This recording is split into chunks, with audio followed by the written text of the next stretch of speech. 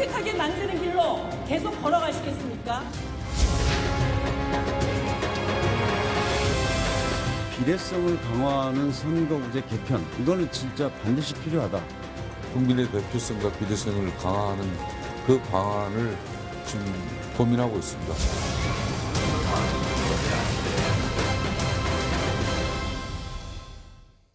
네, 첫 순서 정치와호 장룡입니다. 목요일을 책임지고 계시는 두 분이십니다. 더불어민주당 박범계 의원, 자유한국당 김영우 의원 나오셨습니다. 두 분 안녕하십니까? 네, 반갑습니다. 먼저 김영우 의원님 이제 후보가 되셨습니다. 공식적으로 오늘 오전에 원내대표 출마 선언을 하셨는데 보니까 전지현 리더십이 필요하다 이렇게 얘기를 하셨더라고요. 전지현 리더십이 뭡니까? 전지현 배우죠, 그렇죠? 네. 우리 자유한국당이 내년 1년 동안 문재인 정권에 맞서서 네. 확실하게 제대로 싸우기 위해서는 전지현 리더십이 필요하다. 앞글자를 딴 전, 거죠? 네. 그렇죠. 전. 제가 불러드리겠습니다. 전. 일단 전투력입니다. 네. 지. 지는 지혜와 지략입니다. 그냥 막 싸움하면 안 되겠죠. 네. 현. 현장의 목소리를 잘 전달해야 된다. 그래서 이제 전지현의 리더십이 필요하다. 네. 이렇게 하고 네. 중요한 것은 계파 대리전으로 가면 당의 미래는 없다 이겁니다. 사실 오늘 주제도 보니까 민주당도 그렇고 자유한국당도 그렇고 그런 문제가 조금 나오네요. 네. 개파 대표로 나오신 건 아닌 거죠? 아닙니다. 계파에 기대서는 뭐 앞날이 네. 없다 생각합니다. 뭐 앞으로 계속 다른 후보들이 나오실 텐데 이 자리에 나오시면 저희가 또 동등한 기회를 드리도록 하겠습니다. 네. 자, 박범계 의원님. 네. 이재명 지사 문제 이거 뭐 계속 골치 아픈데요. 지금 당 지도부가 그동안 말을 아껴왔습니다. 근데 홍영표 원내대표가 어제 김 지사 출당 관련해서 질문을 받고 한 말이 일견 타당성이 있다 이렇게 얘기를 했단 말이죠. 이게 탈당 권고나 출당 조치 가능성 박 의원님은 어떻게 보십니까? 참 난감한 문제인데요. 제가 저희 민주당의 당무감사원장을 맡고 있습니다. 네. 어쩌면 제1이 될 수가 있기 때문에 그러네요. 당원의 요구가 있으면 해야 되는 거거든요. 네. 그래서 말씀드리기는 좀 상당히 민감하고 조심스럽습니다만은 네. 어떻든 검찰의 기소 여부 그리고 기소가 됐을 경우에 그 내용을 봐야 되는 문제고요. 네. 또 하나는 다만 이재명 지사님의 변호인이 할 수 있는 그러니까 의견서로 내는 그 내용과 이재명 지사님 본인이 트위터와 언론 인터뷰에서 얘기하는 내용은 네. 전 달라야 된다고 생각합니다. 그런 측면에서 문준용 씨 얘기를 거론한 것은 전 뭐 적절하지는 않았다고 생각은 하고 있습니다. 더불어민주당 내부에서 지금 자진 탈당 얘기하는 의원들이 계속해서 숫자가 늘어나고 있습니다. 근데 이재명 지사 본인은 제명을 당할지언정 스스로 탈당하지 않겠다 이런 자세인 것 같아요. 김 의원님 어떻게 봐야 된다고? 글쎄 뭐 민주당 내 탈당 문제를 제가 말씀드리긴 좀 곤란한 점이 있으나 네. 그래도 저도 또 이제 경기도 출신의 국회의원이고요. 네. 그렇습니다. 근데 제가 지난달에 경기도 국정감사 때 이재명 지사한테 질문을 했어요, 직접적으로. 그때는 뭐 이렇게까지 심하게 일이 커지진 않았을 때였죠. 네.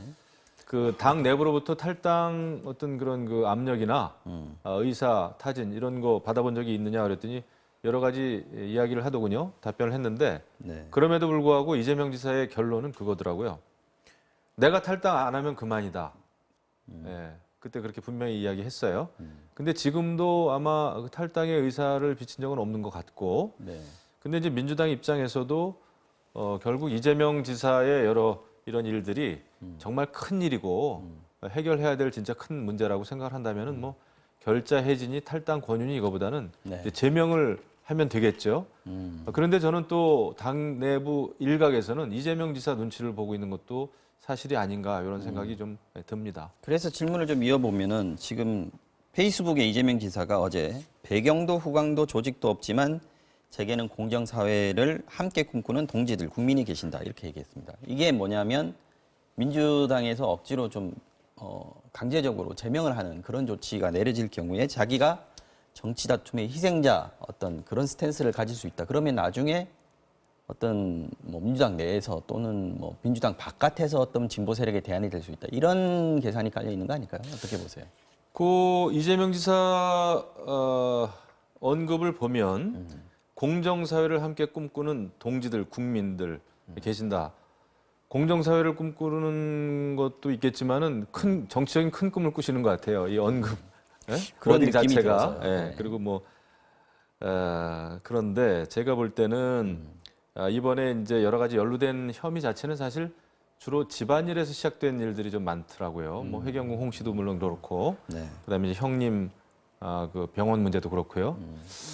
근데 이제 이게 공정사회 뭐 말씀은 그렇게 했지만 결국 그 이렇게 주변 정리라고 그럴까요? 주변 관리, 네. 또 집안일 이런 게에서 시작된 일을 가지고 이제 공정사회까지 이야기하는 게 맥락이 좀 다 있는지는 모르겠으나 일단 잘못된 것은 뭐 밝혀져야죠. 뭐 어쩌겠습니까, 그렇죠? 예. 예. 지금 아까 그 기소 시점을 한번 기다려 본다고 얘기하셨고 홍원내 대표 같은 경우에도 1단계는 검찰이 공소 여부는 결정하는 시기 그때 가서 이제 다시 얘기를 해보겠다, 논의를 해보겠다라고 했는데 지금 12월 13일이 이제 선거법 공소시효 만료니까 예. 그때쯤이면 아마 검찰이 기소 여부를 결정할 것 같은데 지금 1단계라고 했단 말이죠. 그러면 2단계 넘어가면 이제 재판까지도 계속 지켜보겠다 이런 얘기가 나올 수도 있습니다. 물론 지금 현재는 사실관계가 아직 정확하게 밝혀진 게 없으니까 그리고 첨예하게 대립하고 있으니까 뭐라고 말할 수 있는 단계가 아닌 건 이해가 됩니다. 네. 근데 이게 민주당 입장에서는 좀 조급할 수 있어요. 이게 시간을 계속 끌면 끌수록 불리하단 말이죠. 네. 어떻게 해야 제가 보기에는 자유한국당이 더 조급해 보이고요. 김영 의원님도 조급해 보이시는 것 같은데 너무 이렇게 좋아하시면 안 됩니다. 그 아이고, 원내 좋아할 일이 대표 없어요. 나가시는 분이 이렇게 남의 당에 그걸 이렇게 지금도 너무 좋아하시는 것 같아요. 아유, 좋아하지 네, 그래서 여쭤보니까 대답하는 거죠. 어찌됐든 이 문제를 뭐 점점 더 공론화될 가능성은 높아 보이고요. 네. 검찰 수사에 달렸다고 봅니다. 그러니까 수사 내용이 어떠냐. 말이 자꾸 더듬어지네.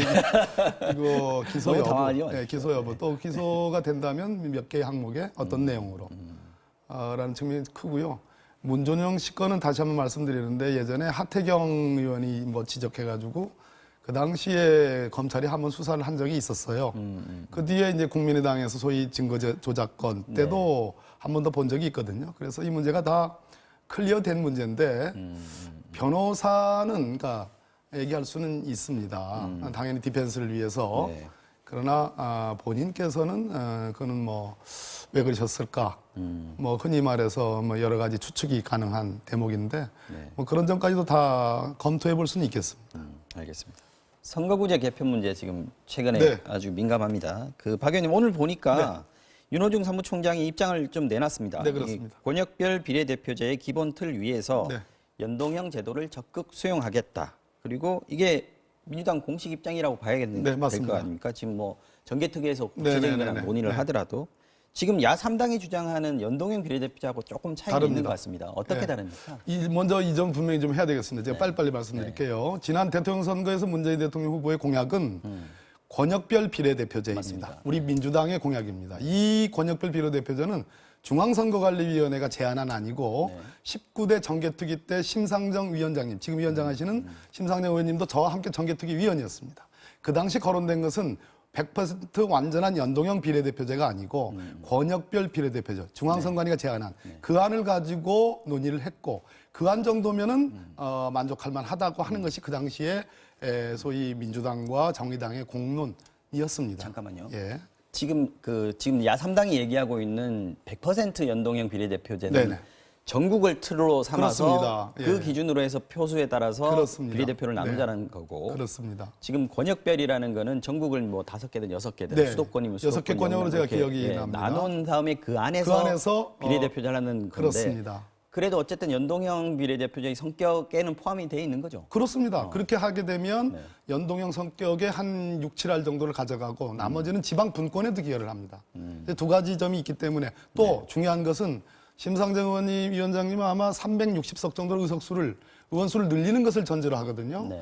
그것은 국민 정서가 제가 알기로는 용납이 안 될 겁니다. 그래서 중앙선관위가 얘기하는 것은 100석의 비례대표와 200석의 지역대표. 그대로 놔두고. 예, 그렇게 하는 것을 전제로 했기 때문에 이것이 보다 합리적이고 설득력이 있다는 아니라는 것이 저희들 주장입니다. 300명 정수를 놔두고 1대2 정도로 그렇습니다. 한다는 거죠. 네, 알겠습니다. 근데 지금 집권 여당에 상대적으로 초점이 지금 맞춰져 있는데 사실 자유한국당도 연동형 비례대표제 그 자체로는 받아들일 수 없는 입장이다. 이렇게 봐야 되는 거 아니겠습니까? 지금 자유한국당의 공식적인 안이 윤곽이 잡힌 게 있습니까? 지금 자유한국당 같은 경우에는 뭐 확실한 단일안이 나와 있지는 않아요, 사실은. 네.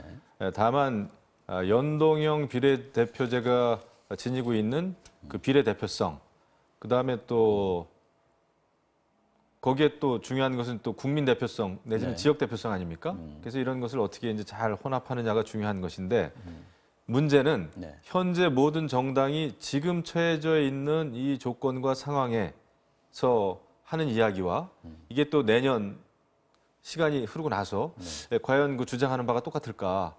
그게 달라질 수 있을 개연성이 지금 좀 현재 있어요. 정당 지지율과 달라질 수도 있다. 그렇죠. 이렇게 이게 보시면. 왜냐하면은 철저히 그렇지 않습니까? 정의당의 경우와 민주당의 경우, 자유한국당이 처한 지금 입장이 좀 다르거든요. 네. 그래서 이제 연동형 비례대표제가 됐을 경우에 정의당은 무지하게 유리해지죠. 상당히 유리해지죠. 네. 근데 아마 민주당은 여러 가지 또 재고 있을 겁니다. 예, 이게 연동형으로 그냥 갑자기 갔을 경우와. 네. 그래서 이제 나왔던 얘기가 이제 중앙선관위 안이라고 이제 권역별 비례 권역별 연동형인 셈이죠, 그렇죠? 네네. 권역별 비례대표제인데 자유한국당은 뭐 확실한 안이 나와 있지는 않습니다만은 이것은 너무 그 21대 총선, 그러니까 지금의 조건에서 바라봤을 때 21대 총선의 유불리만 따져서 될 문제는 아니에요. 그럼 저는 답이 없을 것 같아요. 근데 뭐 이런 지역에 따라서 부분적으로 중대선거구제 하자 이 얘기도 있던데요. 지역에 따라서도 너무 이게 천차만별입니다. 저희 지역 같은 경우에는 서울의 3배 넓이에요. 이런 경우에는 또 지역 대표성이 중요하죠. 그렇지 않겠습니까? 네네. 예, 지역 대표성이 굉장히 중요해요. 면적은 넓고 인구는 적고. 네. 근데 서울 같은 경우에는 또 다르지 않겠습니까? 예, 그래서 이 지역을 따져서 그래서 이제 도농 뭐 복합 도시는 좀 다르게 해야 된다. 뭐 중대 선거구제 뭐 이런 얘기도 나오고 막 그렇지 않습니까? 반대군요. 네. 도농 복합 도시는 이제 네. 소선거구제로 하고 대도시는 네. 뭐 중대 선거구로 가자. 맞습니다. 네. 그래서 이게 여러 가지 요인들이 복합된 문제이기 때문에 이게 단순한 문제는 아닙니다. 사실 뭐 근데 저는 정계체계에서 의원 정수를 내리는 거는 우리 당에서는 상당히 완강하게 반대하고 있습니다. 그 말씀하셨으니까 의원 정수 얘기해보겠습니다. 네, 아까 네, 네. 뭐 예, 민주당에서도 예. 똑같은 얘기 하시는 건데요. 사실은 의원 정수가 유지되는 틀 안에서 개혁안이 도출되길 희망한다. 그럼에도 정계특위에서 현행수가 어렵다고 나오면 합의가 되면 받아들일 수 없다는 건 아니다. 이게 윤호중 사무총장의 네네, 같은 맞습니다. 얘기입니다. 예, 예. 그게 말하자면 지금 국민들 비판 여론이 하도 심하니까 의원 정수 얘기를 먼저 꺼내는 쪽에서 욕을 먹게 돼 있잖아요. 그런 상황을 감안한 거 아닌가. 그러나 뭐 정치 전문가들이라든지 뭐 학자들이라든지 이런 분들은 의원 정수를 오히려 지금 늘리는 것이 오히려 뭐 정착자들의 그렇죠. 그게 오히려 대체적인- 특권도 줄일 수 있고 예. 다만 이제 그 지금 주고 있는 네네. 의원들에게 주는 어떤 세비라든지 이런 그 혜택들을 네네. 고정시켜 놓고 하자 네네. 이런 얘기들을 많이 하시는 네, 것 같은데. 맞습니다. 일단 의원 정수 문제는 이제 국민들의 정서가 국회에 대한 불신이 있죠. 불신의 대표적인 것은 분명히 있습니다. 법안을 제대로 처리하지 못하는 것. 네. 또 과거 외유성 어떤 경비를 많이 쓰는 거, 특활비 뭐 이런 등등이 있습니다만 특활비는 이제 없어지고 있고요. 저는 의원 정수를 확대하면 네. 대체로는 국민들에게 더 편익이 증가하는 건 틀림없습니다. 그래서 많은 정치학자들, 우리 대한민국의 가장 대표적인 정치학회, 한국정치학회에서도 그걸 찬성합니다. 네. 다만 현재 의원들과 보좌진들 또 여러 가지 정책개발비를 포함해서 의원에게 총 투여되는 비용을 네. 고정시켜 놓고 360석으로 늘리자. 그러면 결국 의원의 급여가 줄어드는 거거든요. 그것은 저는 논의해 볼 수 있다고 보는 겁니다. 그 정도 되면 국민들이 양해해 주시지 않을까 하는 생각이 드는데 네. 그럼에도 불구하고 저는 의원 정수를 늘려서 연동형 비례대표제를 하자는 얘기는 아직은 국민들 정서에 반갑게 들리지는 않을 것입니다. 의원 정수를 고정시키는 게 자유한국당으로서는 유리합니까? 저는 뭐 유불리는 내가 뭐 생각해 보지 않았습니다만은 우리 박범계 의원님 방금 말씀하신 거에 저는 동의를 해요. 아, 그렇군요. 의원 정수 네. 늘리는 거에 대해서는 국민 정서상 용납하기 어렵고 국민 정서가 단순한 이게 추상적인 게 아니라 네. 그런 저 인식이 강하죠. 지금 그리고 이런 국회의원은 뭐 일자리 나누기 차원에서 숫자 늘리고 이래야 될 상황이 아닙니다. 숫자가 많아진다고 일자리 해서 나누기요? 네. 더 효율적이고 또 어떤 지역에 도움이 될까, 유권자들에게 도움이 될까, 저는 글쎄요, 그것도 좀 연구해봐야 될 상황이다 이렇게 생각합니다. 이 선거구제가 워낙 민감하고 정당별로도 이해득실의 그 차이가 있지만 의원들 개개인에게도 상당히 좀 민감한 사정이 다 다른 그런 문제인 것 같습니다. 정개특위 논의를 한번 지켜보도록 하고요. 이제 시작을 했으니까요. 네.